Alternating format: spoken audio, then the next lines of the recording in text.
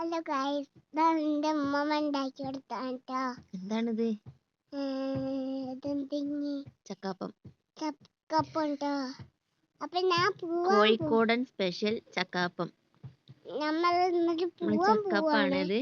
ചക്കപ്പം ഉണ്ടാക്കാനായിട്ട് നമ്മള് പഴഞ്ചക്ക ഉണ്ടല്ലോ, ആ പഴഞ്ചക്ക നന്നായിട്ട് മിക്സിയിൽ അടിച്ചെടുത്തിട്ടുള്ളതാണ് ഇത്.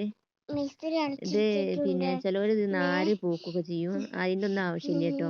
നമ്മൾ മിക്സിയിൽ അടിച്ചെടുക്കുകയാണെന്നുണ്ടെങ്കിൽ ഇതിൻ്റെ നാരൊക്കെ അതിലടിഞ്ഞിട്ട് പിന്നെ നാര് മാറ്റേണ്ട ആവശ്യമില്ല കേട്ടോ.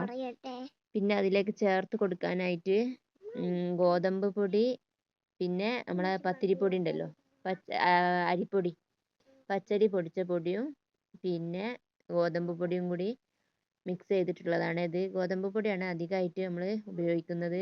2 കപ്പ് ഗോതമ്പ് പൊടിയാണെങ്കിൽ 1 കപ്പ് പത്തിരിപ്പൊടി മതി കേട്ടോ, അരിപ്പൊടി. പിന്നെ ഇനി അതിലേക്ക് നമ്മൾ ശർക്കര പാനി ഒഴിച്ചു കൊടുക്കുകയാണേ. ശർക്കര 1 കിലോ ശർക്കര എടുത്തിട്ടുണ്ട്. ആ ശർക്കര ഉരുക്കിയിട്ട് നമ്മൾ അതിലത്തെ അഴുക്കൊക്കെ പോക്കി അരിച്ചെടുത്തിട്ട് ഇതിൽ ഒഴിച്ചു കൊടുക്കുകയാണ്.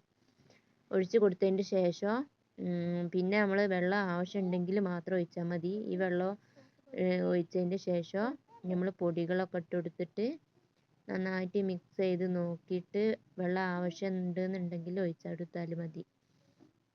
ഇനി നന്നായിട്ടൊന്ന് നമ്മളെ കയ്യിലിൻ്റെ കണുണ്ടല്ലോ, കയ്യിലിൻ്റെ ആ പിടി ഉപയോഗിച്ചിട്ട് നന്നായിട്ടൊന്ന് ഇളക്കിയെടുക്കണേ.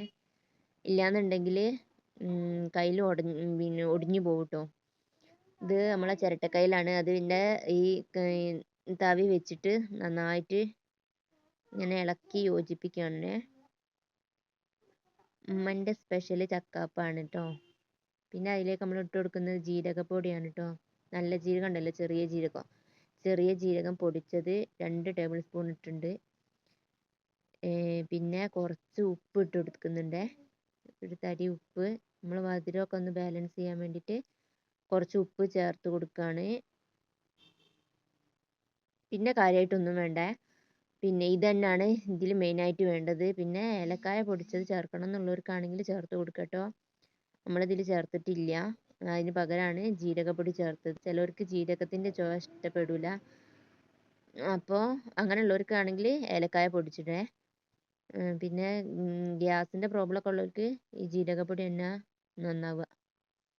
ഈ പരുവത്തിലാക്കിയിട്ട് നമ്മൾ മിക്സ് ചെയ്ത് എടുത്തിട്ടുണ്ട് കേട്ടോ. അധികം ലൂസാവാതെ കുറച്ച് ടൈറ്റിൽ തന്നെ ആയിട്ട് എടുത്തിട്ടുണ്ട്. പിന്നെ നമ്മളിതിങ്ങനെ പൊരിച്ചെടുക്കുകയാണ്. പൊരിച്ചെടുക്കുമ്പോൾ ഇതിൻ്റെ ഷേപ്പ് എന്ന് പറയുന്നത് സ്പൂൺ കൊണ്ട് കുറച്ച് ഇങ്ങനെ കോരിയിട്ട് ഇട്ട് കൊടുത്തതാണ്. അത് ഞങ്ങൾക്ക് കാണിച്ചു തരാം. സ്പൂൺ കൊണ്ട് ഇങ്ങനെ, അപ്പോൾ അതിലേക്ക് പിന്നെ വീണമെന്നുണ്ടെങ്കിൽ ഇത്ര ഒരു കൺസിസ്റ്റൻസിയേ പറ്റുള്ളൂ വെള്ളമൊക്കെ. അപ്പോൾ അതിനനുസരിച്ചിട്ട് എടുത്തോളണ്ടി. വെള്ളം ഇത്ര ടൈറ്റിൽ നിന്നോട്ടെ കേട്ടോ. അപ്പോഴാണ് നമുക്ക് ഇങ്ങനെ സ്പൂൺ കൊണ്ട് പെട്ടെന്ന് ഇങ്ങനെ കോരിയിടാനൊക്കെ പറ്റുള്ളൂ. അങ്ങനെ നമ്മൾ ഓയിലിൽ ഇത് പൊരിച്ചെടുക്കുകയാണ്. ഓയിലിൽ പൊരിച്ചെടുത്തിട്ട് ചക്ക കൂടുതലുണ്ടെങ്കിൽ കൂടുതലാക്കുമ്പോഴാണ് നല്ല ടേസ്റ്റ് വരുന്നത് കേട്ടോ. ചക്ക കൂടുമ്പോഴാണ് ആ ചക്കൻ്റെ ചക്കൻ്റെ ടേസ്റ്റ് പിന്നെ മുന്നിൽ നിൽക്കണം. അപ്പോഴാണ് ചക്കപ്പത്തിൻ്റെ ഒരു ഇത് കിട്ടുള്ളൂ. ഗോതമ്പപ്പൊടി കൂടിയാൽ ഗോതമ്പത്തിൻ്റെ ടേസ്റ്റ് മുന്നിട്ട് നിൽക്കും. ചക്ക കൂടിയാൽ ചക്കൻ്റെ ടേസ്റ്റ് മുന്നിട്ട് നിൽക്കുമ്പോഴാണ് ഇതിന് ടേസ്റ്റ് കൂടുന്നത് കേട്ടോ. അപ്പോൾ നിങ്ങളിനി ഓരോന്നായിട്ട് പൊരിച്ചെടുക്കുക. അപ്പോൾ നിങ്ങൾക്ക് വീഡിയോ ഇഷ്ടപ്പെട്ടിട്ടുണ്ടെങ്കിൽ ഒന്ന് ലൈക്ക് ചെയ്യുക. നിങ്ങളൊക്കെ ഉണ്ടാക്കലുണ്ടെങ്കിൽ ഒന്ന് കമൻറ്റ് ചെയ്യുക. നിങ്ങളൊക്കെ എങ്ങനെ ഉണ്ടാക്കൽ എന്നുള്ള രീതി. ചിലർ ആരെടുത്തിട്ട് ഉണ്ടാക്കും, അതിൻ്റെ ഒന്നും ആവശ്യമില്ല. നമ്മൾ മിക്സിയിൽ അടിച്ചിട്ട് ഇങ്ങനെ ഉണ്ടാക്കുകയാണെങ്കിൽ നമുക്ക് എളുപ്പമാണ്, പെട്ടെന്ന് പണിയും കഴിയും കേട്ടോ.